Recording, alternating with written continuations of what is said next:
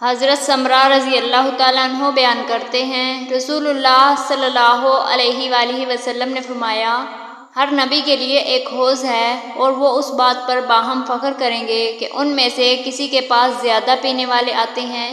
میں امید کرتا ہوں کہ ان سب میں سے میرے پاس آنے والوں کی تعداد زیادہ ہوگی۔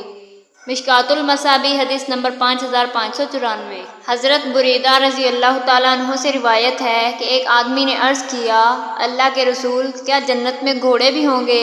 آپ صلی اللہ علیہ وآلہ وسلم نے فرمایا، اگر اللہ نے تجھے جنت میں داخل کر دیا اور تو نے اگر وہاں سرخ یاقوت کے گھوڑے پر سوار ہونے کی خواہش کی تو وہ جنت میں جہاں تو چاہے گا تجھے اڑا کر لے جائے گا۔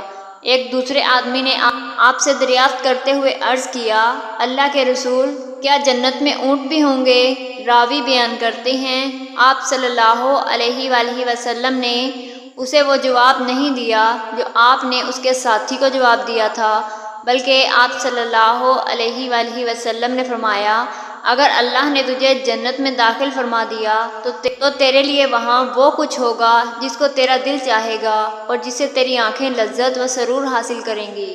مشکوٰۃ المصابیح حدیث نمبر 5642۔